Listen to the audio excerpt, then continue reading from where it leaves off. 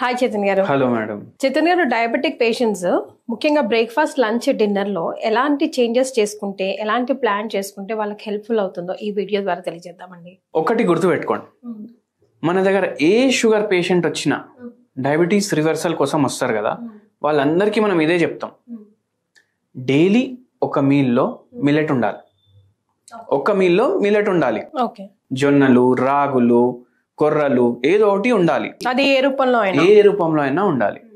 ఒక మీల్లో రైస్ ఉండాలి. అందరు ఏమనుకుంటారు, రైస్ తినొద్దు అని అనుకుంటారు. ఒక మీల్లో మిల్లెట్స్, ఒక మీల్లో రైస్. ఇంకో మీల్ మీరు ఫ్రూట్ అన్నా, సాలెడ్ అన్నా, వెజిటేబుల్స్ పెట్టుకోవాలి. 3 మీల్స్ అయిపోయినాయి కదా. అందరికీ ఇదే చెప్తాం. కానీ వెరీ ఇంపార్టెంట్లీ ఒకటి మీకు చెప్తాను, దాని బదులు ఒక కేసు కూడా చెప్తాను. ఒక పేషెంట్ కూడా ఇట్లనే వచ్చిండ్రు. HbA1c 9 ఉండే, ఏజ్ 40 ఉండే. ఎంత ఉండాలి 40 ఏజ్ కి? 40 ఏజ్ ఉన్నా, ఏ ఏజ్ ఉన్నా, ఇప్పుడు కొత్త ఏవైతే నార్మ్స్ వచ్చినాయి దాని ప్రకారం 5.7 కింద ఉండాలి. అయితే ఏమైంది, మనం చెప్పినాము ఒక పూట జొన్న రొట్టె తినాలి, ఒక పూట మీరు ఫ్రూట్స్ తినాలి, ఒక పూట రైస్ తినండి. సరే, హెల్ప్ అయినరు. 4 months తర్వాత మళ్ళీ HbA1c చెప్పిస్తాం మనం.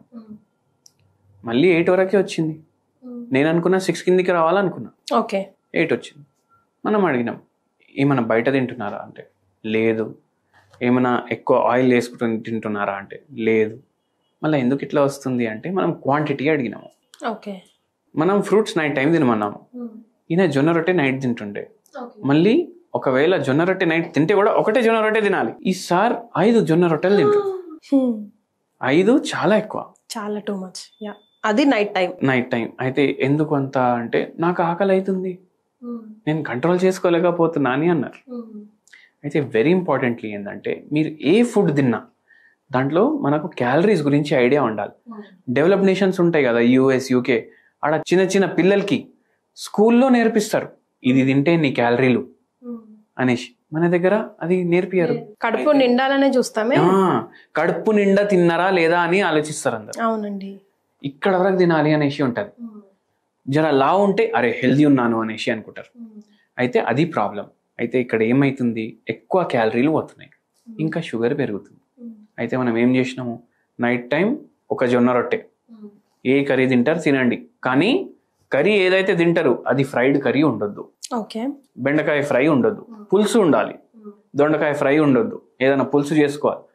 మీరు నాన్ వెజ్ తింటే కూడా చేపలు ప్రిఫర్ చేయండి, అది కూడా పులుసు. మీరు ఒకవేళ ఫ్రైడ్ ఫుడ్ తింటే ఇంకా ఎక్స్ట్రా క్యాలరీస్ పోతాయి. సో ఆ తప్పు చేయొద్దు నైట్. మళ్ళీ లంచ్ టైంలో మీకు కావాలంటే ఫ్రూట్స్ తినండి అని చెప్పినాను. Preferably fruits night time. And very important ఏంటంటే మార్నింగ్ మీరు బ్రేక్ఫాస్ట్ తింటే ఇడ్లీలు కానీ దోశలు కానీ తింటారు కదా, మీకు ఎంత తినాలనిపిస్తే దానికన్నా సగం తినాలి. మార్నింగ్ బ్రేక్ఫాస్ట్లో సగం క్యాలరీలు తీసేసినాము. మధ్యాహ్నం ఏమో జొన్న రొట్టె తింటే దాంట్లో కూడా ఈయన అయితే 5-6 తింటుండే, కానీ 2 తినేటోళ్ళు ఉంటారు మ్యాక్సిమం. దాంట్లో సగం క్యాలరీలు తీసేసినాం. నైట్ టైం ఒక ఫ్రూట్ బౌల్ పెట్టినాము. అయితే 50% క్యాలరీస్ మనం ఫస్ట్ 2 మీల్స్లోకి వెళ్ళి తీసేసినాం.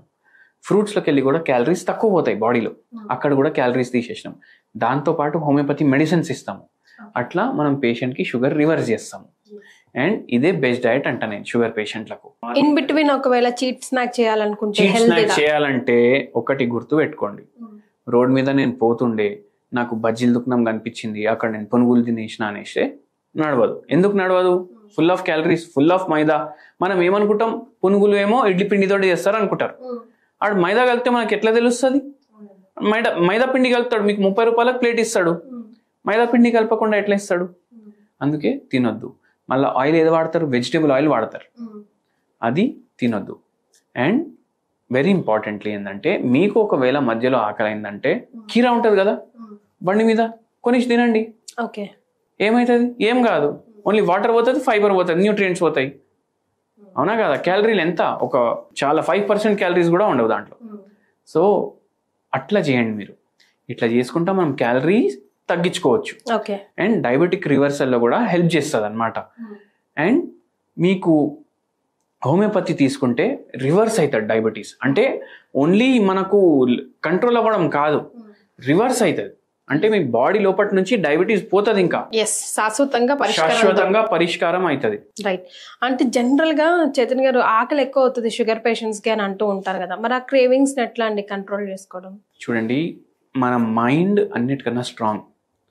మనం స్ట్రెస్లో ఉంటే బజ్జీలు కూడా తినాలనిపిస్తుంది, బిర్యానీ కూడా తినాలనిపిస్తుంది, ఐస్ క్రీమ్లు కూడా తినాలనిపిస్తుంది.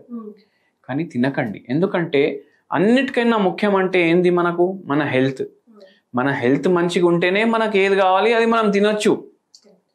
సో దానిపైన మీరు కాన్సన్ట్రేట్ చేయండి. మనం తినడానికి బతుకుతలేం, మనకు వేరే పనులు కూడా ఉన్నాయి. పిల్లల్ని చూసుకోవాలి, ఫ్యామిలీని చూసుకోవాలి, జాబ్ చేసుకోవాలి, ఈఎంఐలు కట్టాలి. అవన్నీ వదిలేసి నేను తింటా అంటే మనం పోతే ఇవన్నీ ఏడిపోతాయి, అవునా కాదా? సో అన్నిటికన్నా ఇంపార్టెంట్ హెల్త్. దాని మీద మీరు ఫోకస్ చేస్తే ఇవన్నీ మర్చిపోతారు. ఒక వాల్ పేపర్ పెట్టుకోండి ఫ్యామిలీది ఫోన్లో, మీకు ఇట్లా ఏమైనా తినాలనిపిస్తే అది చూడండి, ఆటోమేటికలీ ఆ డిజైర్ పోతుంది. కానీ మనిషి అన్నాక టేస్టులు చేయాలి కదా చైతన్య గారు. టేస్టులు చేయాలంటే ఇంత బుక్క వేసుకొని వదిలేసేయండి, ఇంకా ఆ టంగ్ ని సాటిస్ఫై చేయండి. మీ మైండ్ సాటిస్ఫై అయిపోతుంది. మీ మైండ్ మీ కంట్రోల్లో ఉండాలి, మీరు మీ మైండ్ కంట్రోల్లో ఎప్పుడు ఉండొద్దు. Exactly.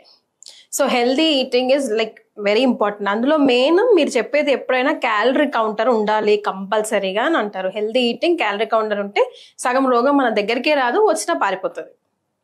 Thank you so much అండి.